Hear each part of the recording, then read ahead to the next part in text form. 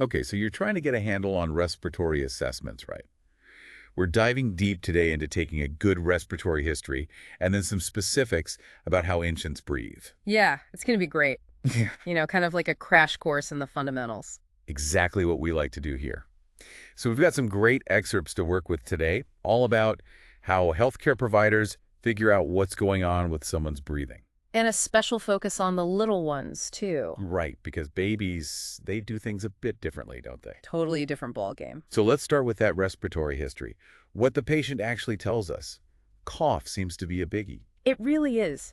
You would be surprised what you can find out just by asking about someone's cough. Like what kinds of Well, things? first off, think about how it started. Did it come on suddenly or was it more gradual? Oh, right. A sudden cough might mean something like an infection, or maybe they inhaled something. Exactly, and a cough that kind of creeps up on you over time. Well, that might point more toward a chronic condition, Mm-hmm. something ongoing. I see. And it's not just how it started, right? There are other questions, too. Absolutely. How often are they coughing and when does it tend to happen? That can give you some clues. And then there's the sputum. Sputum. The mucus they cough up. We want to know what color is it? Is it thick or thin? That kind of thing. Oh, wow. So even snot can tell a story. hmm Yeah, it can. Believe it or not, yellow or green sputum often points to a bacterial infection, while clear sputum might be more of an allergy thing. So it's all about connecting those dots. It is. It's like putting together a puzzle. Okay, so we've got cough covered. Yeah, What about shortness of breath? It seems like there's more to it than just, being out of breath. right. It's not just about being winded. There are specific things we need to know. So what do you look for? Well, we always ask about what triggers the shortness of breath. Does it happen when they exercise? Are they allergic to something? Or maybe it's tied to their emotions? We want to know what brings it on. Interesting. And I guess knowing that helps you figure out what to do about it. Yeah, for sure. But we also ask about how it's impacting their daily life. Can they still climb a flight of stairs without feeling totally wiped out? Have they had to cut back on their activities because of their breathing? Those are important questions. Right, because that helps you gauge how severe it is. Exactly. And then there's chest pain. Chest pain that's specifically related to breathing. That one always sounds a bit scary to me. Yeah, that's definitely not something you want to mess around Not with. the kidding. Nah.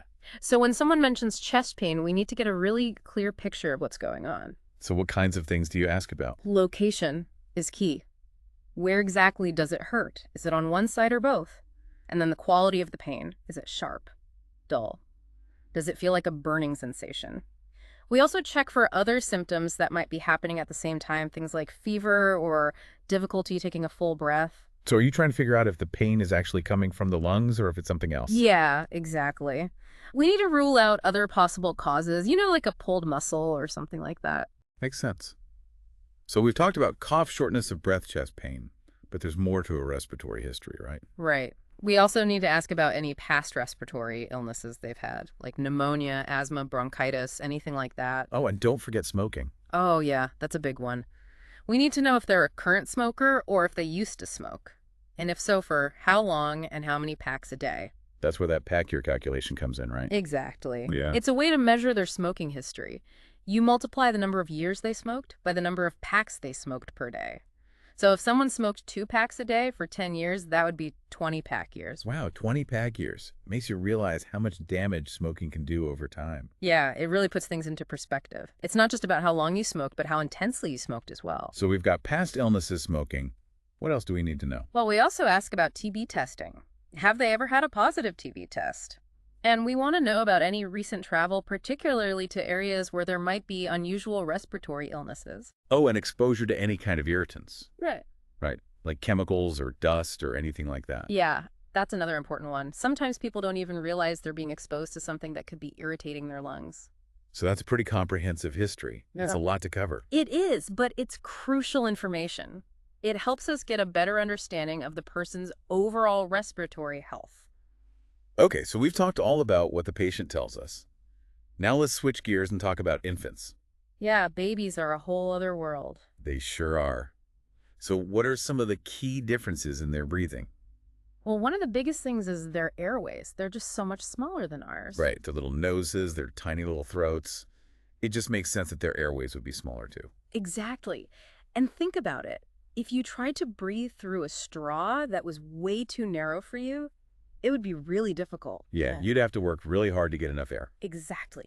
That's what it's like for babies. Their airways are easily obstructed by things like mucus or swelling. Oh, wow. So even a little bit of congestion could be a big problem for a baby. Oh, yeah, absolutely. And speaking of noses, newborns are obligate nose breathers. Obligate nose breathers. It means they primarily breathe through their noses for the first few months of life. So a stuffy nose for a baby is like a huge deal. It's more than just a stuffy nose. It can actually be a serious breathing problem for them. That makes sense. And then there's their breathing rate. Babies breathe so much faster than we do. Yeah, their respiratory rate is way higher than ours. It's usually between 30 and 60 breaths per minute. Wow, that's like twice as fast as adults. Exactly. And it's because their metabolic rate is much higher than ours. They need more oxygen to keep up with their rapid growth and development. Plus, they tend to use their diaphragm a lot more when they breathe right. Right. You'll notice their little bellies moving up and down with each breath. That's diaphragmatic breathing. It's so cute to watch. But why do they do that? Well, their intercostal muscles, the muscles between their ribs, are still developing. So they rely more on their diaphragm to do the work of breathing.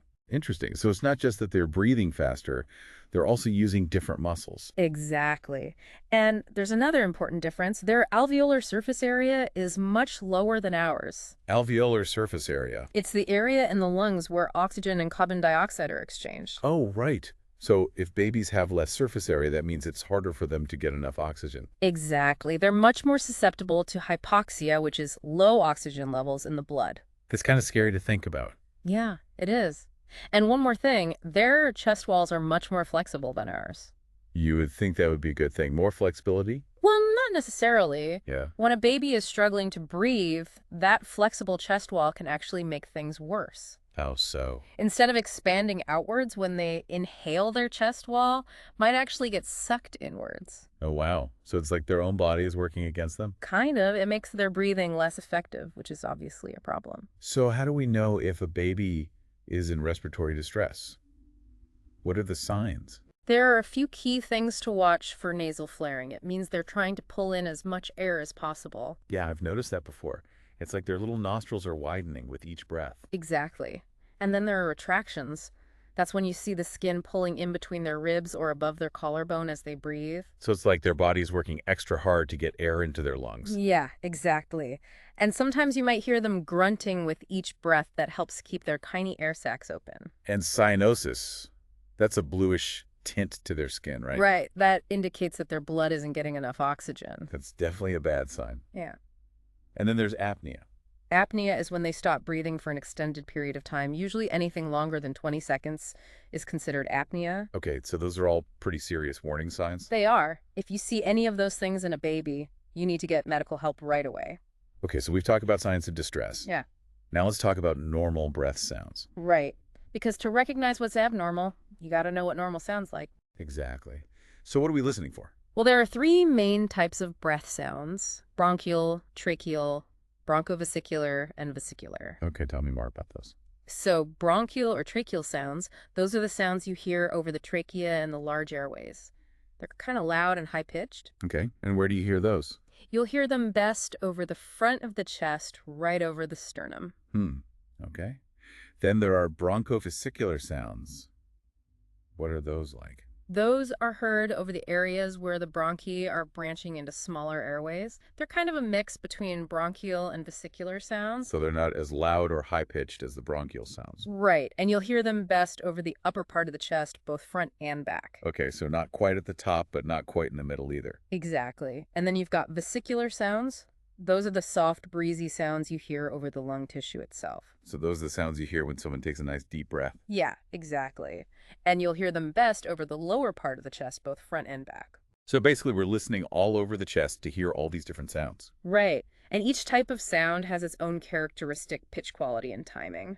So it's about recognizing those normal characteristics. And then if something sounds off, well, that's when you know there might be a problem. Exactly. Like if we hear crackles or wheezes, or if the breath sounds are diminished, those are all signs that something might be wrong. And there are also different breathing patterns that can be abnormal. Right. Like tachypnea, that's when someone is breathing really fast. So basically rapid breathing. Right. And then there's bradypnea, that's the opposite, slow breathing. Okay, and then there are patterns like Cheyne-Stokes respiration. Right. Cheyne-Stokes is a pattern where the breathing gets faster and deeper, then slower and shallower, and then there's a pause before it starts all over again. Wow, that sounds kind of complicated. Yeah, it is. And there's also Biot's respiration. That's another abnormal pattern. So there's a whole range of abnormal findings that you're listening for. There is. And these patterns can tell us a lot about what's going on in the body, whether it's a problem with the lungs, the heart, the brain.